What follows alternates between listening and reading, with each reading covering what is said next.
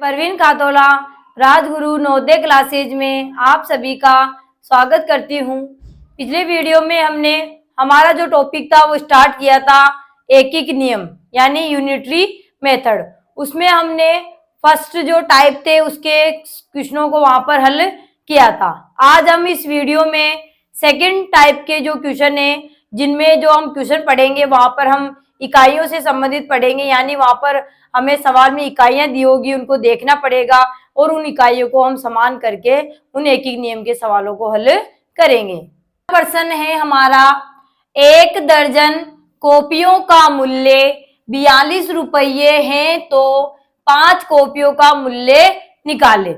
यानी हमें यहाँ पर 1 दर्जन कॉपियों का मूल्य दे रखा है। तो देखिए यहाँ पर भी कॉपियां हैं और यहाँ पर भी कॉपियां हैं और यहाँ पर मूल्य, यानी कॉपियां हमें 2 बार दे रखी है, यानी जो चीज हमें 2 बार दी होती है उसको हम आगे लिखते हैं और जो पूछा जाता है उसको हम पीछे लिखते हैं। तो यहाँ मूल्य निकालना है इसलिए मूल्य को हम पीछे लिख दें।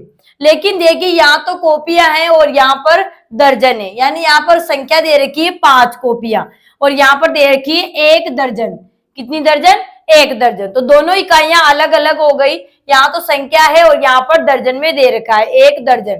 तो यहाँ पर देखिए दर्जन को हम क्या बदल लेंगे, हम संख्या में बदल लेंगे। तो देखिए सबसे पहले हम इकाई को समान करेंगे तो 1 दर्जन बराबर होती है 12 वस्तुएं, यानी कॉपी, पेन, पेंसिल कुछ भी हो सकता है। तो 1 दर्जन बराबर होती है 12 वस्तुएं। 1 दर्जन बराबर होती है 12 वस्तुएं। इसका मतलब यहाँ पर 1 दर्जन कॉपियों का मतलब है 12 कॉपियों का मूल्य 42 रुपये है तो 5 कॉपियों का मूल्य क्या होगा। इस तरीके से हम इसको निकालेंगे। तो यहाँ पर भी कॉपियां हो जाएगी, संख्या हो जाएगी और वहां पर भी संख्या हो जाएगी, यानी दर्जन को भी हमने संख्या में बदल लिया। यानी 1 दर्जन में 12 वस्तुएं होती है तो 1 दर्जन का मतलब है 12 कॉपियों का मूल्य हमें दे रखा है।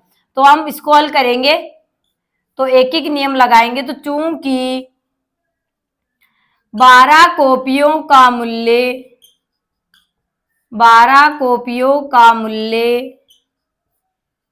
बराबर 42 रुपये। 12 कॉपियों का मूल्य क्या दे रखा है? 42 रुपये। इसलिए अब 1 कॉपी का हम निकालेंगे, यहाँ पर 1 कॉपी का आएगा तभी हम 5 कॉपियों का निकाल सकते हैं, ठीक है, क्योंकि हम एकीक नियम पढ़ रहे हैं और एकीक नियम में हम 1 का मूल्य निकालते हैं।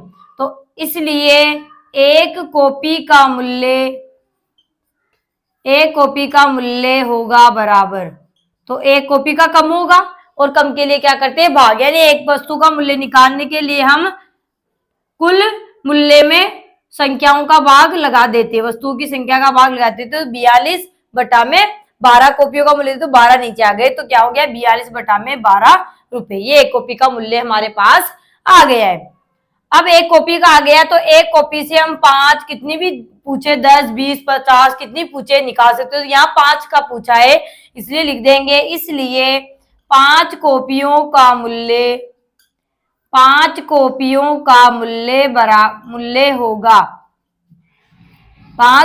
का मूल्य होगा बराबर, तो ज्यादा होगा 5 का और ज्यादा के लिए क्या करते हैं? गुणा, ठीक है। यानी एक वस्तु से अधिक वस्तुओं का मूल्य निकालने के लिए हम क्या करते हैं, यानी एक वस्तु के मूल्य को उन वस्तुओं की संख्या से क्या कर देते हैं? गुणा कर देते हैं, ठीक है। तो 42 बटा में 12 और गुणा में 5।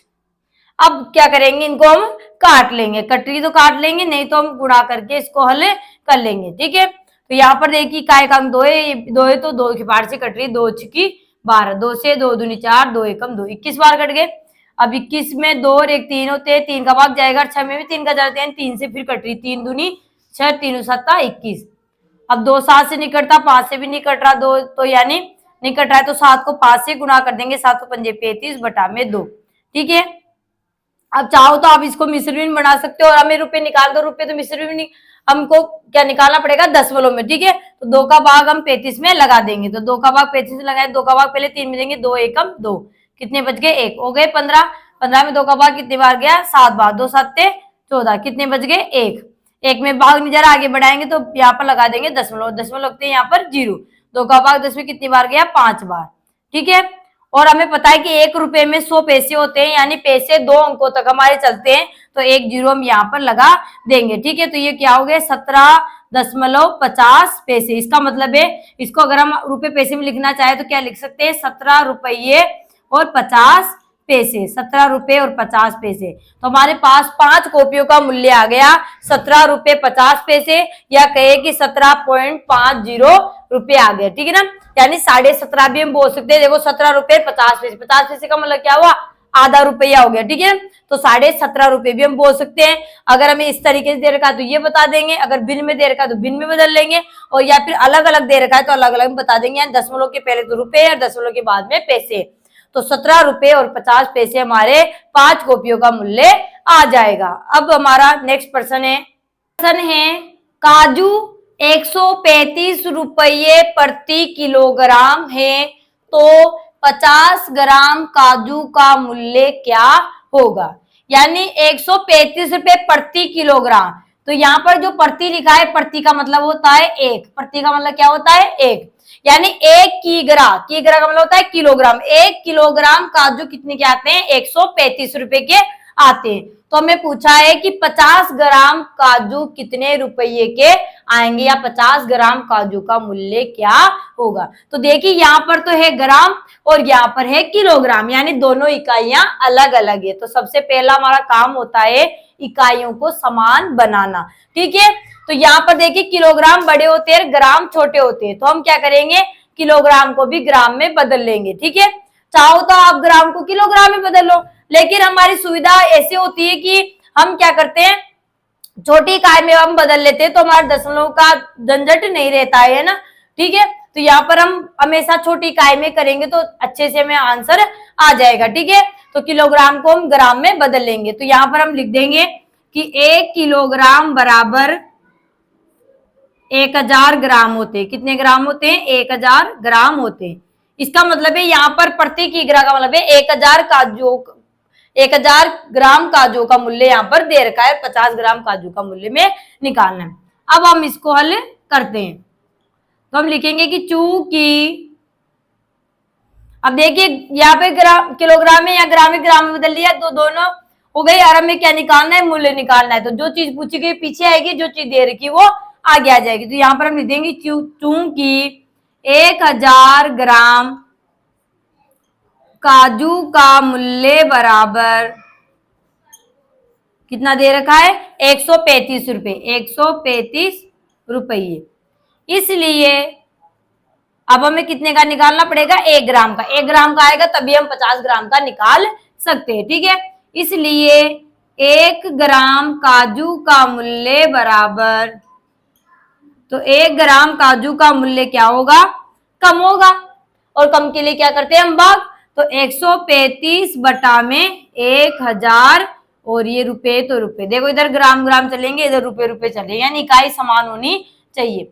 इसलिए अब हमें कितने का पूछा है, 50 ग्राम काजू का। तो हम लिख देंगे इसलिए 50 ग्राम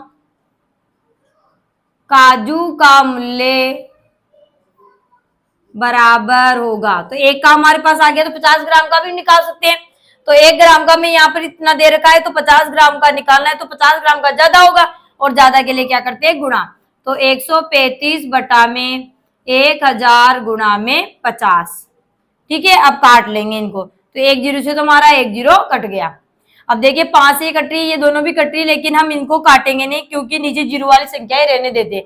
क्योंकि हमें आंसर इनका रुपए में बनाना है, तो हम दशमलव आसानी से लगा देंगे, 2 जीरो नीचे है इसलिए। तो यहाँ पर 135 को 5 से गुणा कर लेते हैं। 5 25, हासिल के लग गए 2, 5 3 15, 15 में 2 जोड़े तो 17, 17 के साथ हासिल का 1, 5 एकम 5, रेखा हासिल का 7, सॉरी 6, 5 एकम 5 और रेखा हासिल का लग गया तो 6, और बटा में हमारे 100, नीचे 100 बचे। अब देखिए हमने दशमलव बनाना सीख लिया था भिन्नों को दशमलव में। तो देखिए यहाँ नीचे 2 जीरो है, तो हमारे 2 अंकों के बाद में दशमलव लग जाएगा, वो भी किधर से, इकाई की तरफ से गिनकर। तो 1 2 जोड़कर हमारा दशमलव लग जाएगा, तो ये हमारा आंसर आ जाएगा 6.75 रुपये। इसका मतलब है कि 6 रुपये 75 पैसे, 6 रुपये 75 पैसे, यानी 50 ग्राम काजू का मूल्य हो जाएगा 6 रुपये और 75 पैसे। इस तरीके से देखिए, यहाँ पर देखिए इकाई ग्राम ग्राम ग्राम, ठीक है, इधर रुपए रुपए रुपए चल रहे, ठीक है। तो इस तरीके से चलता है। इसमें इकाइयों का हमें ध्यान रखना पड़ता है। ये सेकंड टाइप में हम ऐसे ही प्रश्न पढ़ रहे हैं जिनमें इकाइयां हमारी अलग होगी, तो पहले हम इकाइयों को समान कर लेंगे, उसके बाद ही हम एक एक नियम लगाकर उस सवाल को हल करेंगे। नेक्स्ट प्रश्न है हमारा, व्यक्ति 5 घंटे में 115 किलोमीटर चलता है तो वह 120 मिनट में कितने किमी यानी किलोमीटर चलेगा। ठीक है, 5 घंटे में 115 किलोमीटर चलता है तो 120 मिनट में कितने किलोमीटर चलेगा। तो देखिए यहाँ पर घंटे हैं और यहाँ पर क्या दे रखे हैं, मिनट दे रखे हैं। दोनों जो इकाइयां थी वो हमारी क्या थी, अलग अलग। ये तो सेम है, किलोमीटर किलोमीटर, ठीक है, लेकिन वो हमारे घंटे और इधर मिनट आ रही। अब चाहो तो आप घंटे को मिनट बना लो या फिर चाहो तो आप मिनटों को घंटे भी बनाकर कर सकते हैं, दोनों तरीके से आप कर सकते हैं। ठीक है, तो 1 घंटे में कितने मिनट होते हैं, 1 घंटे में 60 मिनट होते हैं। ठीक है, तो घंटों को मिनट बना लो या फिर 120 मिनट को घंटे बना लो, यानी मिनट को घंटे में बनाने के लिए हम 60 का भाग लगा देंगे। यानी छोटी इकाई से बड़ी इकाई की तरफ जब हम चलते हैं तो भाग लगाया जाता है, और बड़ी इकाई से जब हम छोटी इकाई की तरफ आते हैं तो गुणा किया जाता है। ठीक है, बस ये पता होना चाहिए कि एक जो दे रखी है हमें, यानी 1 मिनट, 1 घंटा, 1 सेकंड, 1 किलोमीटर, सॉरी 1 किलोग्राम, एक जो भी दे रखा है वो उनका पता होना चाहिए कि उसमें कितने ग्राम, किलोग्राम, मीटर, सेंटीमीटर होते हैं। ये चीज हमें पता होनी चाहिए। ठीक है, तो यहाँ पर हम 120 मिनट को घंटे बना लेते हैं। ठीक है, चाहो तो आप घंटे को मिनट बना लो। ठीक है, तो यहाँ पर 120 मिनट को हम घंटे बनाएंगे तो हमें पता है कि 1 घंटे बराबर 60 मिनट होते हैं। 1 घंटे बराबर कितने मिनट होते हैं, 60 मिनट।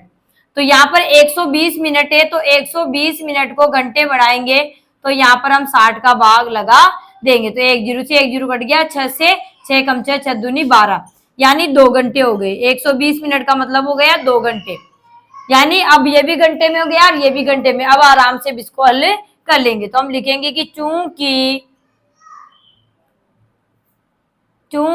5 घंटे में चलता है बराबर कितना चलता है, 115 किलोमीटर, 115 किलोमीटर, किमी का मतलब किलोमीटर। इसलिए अब एक ही नियम पढ़ रहे हैं तो एक का तो निकालेंगे, एक का आएगा तभी हम 2 घंटे का निकालेंगे। इसलिए 1 घंटे में चलेगा, तो 1 घंटे में कम चलेगा, कम के लिए भाग करते हैं तो 115 बटा में 5 किमी यानी किलोमीटर। इसलिए अब कितना दे रखा था, 120 मिनट, तो 120 मिनट को हमने घंटे बना लिए यानी 2 घंटे। 2 घंटे में चलेगा, 2 घंटे में चलेगा बराबर, तो 2 घंटे में ज्यादा चलेगा और ज्यादा के लिए गुणा, तो 115 बटा में 5 गुणा में 2।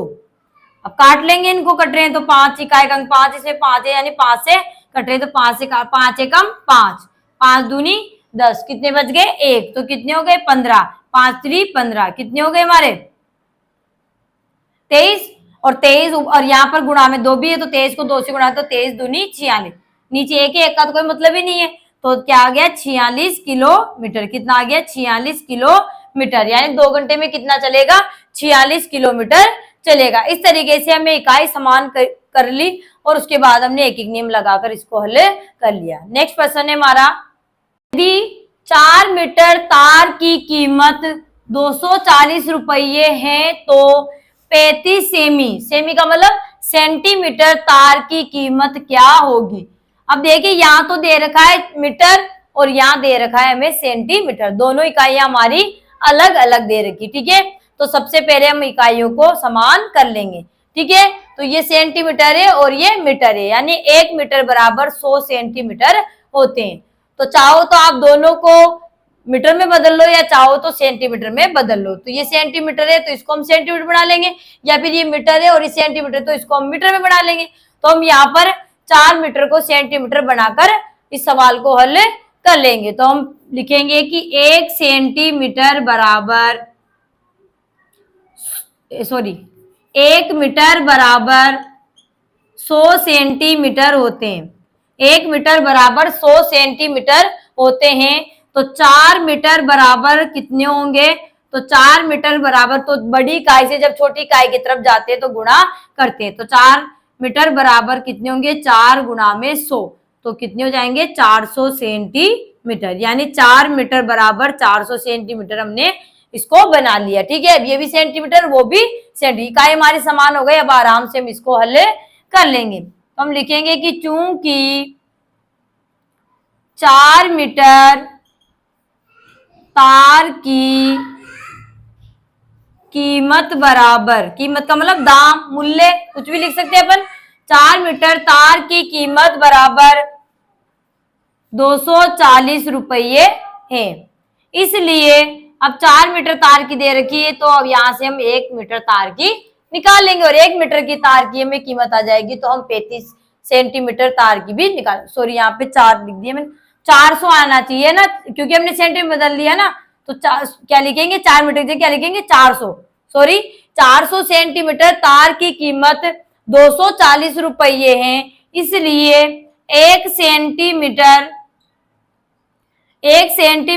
तार की कीमत बराबर कम होगी, 1 सेंटीमीटर तार तो कम रुपए का मिल जाएगा, और कम के लिए हम भाग करते हैं, तो 240 बटा में 400 और पीछे लिखा देंगे इकाई रुपए। देखो इधर सेंटीमीटर सेंटीमीटर, आगे भी सेंटीमीटर आएगा, इधर रुपए रुपए रुपए चलेंगे। ठीक है, इसलिए अब कितने सेंटीमीटर तार के लिए पूछा है, 35 सेंटीमीटर, कितने सेंटीमीटर 35, तो 35 सेंटीमीटर तार की कीमत, 35 सेंटीमीटर तार की कीमत बराबर, तो 35 सेंटीमीटर की ज्यादा होगी, एक का हमारे पास आ गया, तो 35 का हम आसानी से निकाल सकते हैं, तो 35 ज्यादा होगी, ज्यादा के लिए गुणा, तो 240 बटा में 400 गुणा में 35। ठीक है, अब हम क्या कर लेंगे, इनको काट लेंगे, तो काटेंगे तो 1 जीरो से तो हमारे एक जीरो कट गया। ठीक है, और देखिए 40, ये 24 और 40 दो के पार से कट रहे हैं, या चाहो तो 40 और इस तरीके से इसको भी हम काट सकते हैं। ठीक है, तो इन दोनों को काट लेते हैं, 2 के पाड़े से काट लो। ठीक है, तो 2 से 2 दूनी 4 और यहाँ भाग टूट गई 0, फिर 2 से 2 एकम 2 और 2 दूनी 4, फिर 2 से कट रहे हैं, काट लो, 2 से 2 ढाई 20 और 2 से 2 छिकी 12। ठीक है, अब यहाँ पर देखिए 5 से ये कट रहा है, इसको भी काट सकते हैं, लेकिन हम नीचे 0 रहने देते, क्योंकि फिर हम दशमलव आसानी से लगा लेंगे। तो 35 को अब किससे गुणा कर देंगे, 6 से गुणा कर देंगे, तो 6 पंजे 30, 30 की 0 हासिल के 3, 36, 18, 18 में 3 जोड़े तो कितने हो गए 21, और बटा में 10। ठीक है, अब क्या कर लेंगे यहाँ पर, अब यहाँ 0 से 0 कट रहा है, तो 0 से 0 को काट देंगे, यानी हमारे पास बच गए केवल 21। ठीक है, तो 21 बच गए, तो हमारे पास क्या आ गया, 21 रुपए इसका आंसर आ गया, यानी 35 सेंटीमीटर तार की कीमत क्या हो जाएगी, 21 रुपये हो जाएगी, क्या हो जाएगी 21 रुपए हो जाएगी। नेक्स्ट क्वेश्चन है हमारा, एक मजदूर की 5 दिन की मजदूरी 2450 रुपये है, तो बताइए अप्रैल 2024 में उसे कितनी मजदूरी मिलेगी। यानी एक मजदूर है जिसको 5 दिन में 2450 रुपए मजदूरी के मिलते हैं, तो ये बोल रहा है कि अप्रैल, और कौन सा साल है, अप्रैल का 2024वां साल। ठीक है, 2024 जो चल रहा है उसके अप्रैल जो महीना है उसमें उसे कितनी मजदूरी मिलेगी। तो देखिए यहाँ पर तो 5, यहाँ तो दिन दे रखे हैं, और यहाँ पर अप्रैल 2024 यानी साल दे रखा है, अप्रैल का महीना बता रखा है। ठीक है, तो यहाँ पर दिन की मजदूरी पे चल रहा है काम, तो हम अप्रैल में देखेंगे कि अप्रैल 2024 में कितने दिन होते हैं। तो अप्रैल 2024 में कितने दिन होते हैं, तो अप्रैल में होते हैं हमारे 30 दिन, यानी महीने में कितने दिन होते हैं, 30 या 31, फरवरी को छोड़कर सभी महीनों में 30 या 31 दिन होते हैं। ठीक है, तो यहाँ पर अप्रैल का जो महीना होता है, तो अप्रैल में हमारे कितने दिन होंगे, 30 दिन होंगे, कितने दिन होंगे 30 दिन, यानी एक महीना, अप्रैल के महीने की बात कर रहे हैं तो हम सीधे लिख सकते हैं अप्रैल में 30 दिन, या फिर लिख सकते हैं कि एक महीने में बराबर कितने दिन होते हैं, एक महीने बराबर 30 दिन होते हैं। ठीक है, अब महीना भी हमें पता होना चाहिए कौन से महीने में 30 होते हैं, कौन से महीने में 31 दिन होते हैं। ठीक है, और यहाँ पर साल भी हमें दे रखा है 2024। ठीक है, तो अप्रैल का महीना कोई सा भी सन हो, अप्रैल के महीने में 30 दिन ही होते हैं। अब फरवरी में होता है कि जब लीपर्स होता है तो फरवरी 29 दिन की होती है, और लीपर्स नहीं होता है तो फरवरी 28 दिन की होती है। ठीक है, और महीनों का भी हमें पता होना चाहिए कि कौन सा महीना कितने दिन का हमारे आता है। तो अप्रैल का महीना आता है हमारे 30 दिन का, इसका मतलब है 30 दिन में उसे कितनी मजदूरी मिलेगी ये हमें निकालना है। ठीक है, तो हमने यहाँ पर एक महीने में 30 दिन होते हैं, हमने बना लिया। अब हम इसको हल करेंगे, तो हम लिखेंगे कि चूंकि 5 दिन की मजदूरी बराबर है या मिलती है, तो 5 दिन की मजदूरी कितनी है, 2450 रुपये। इसलिए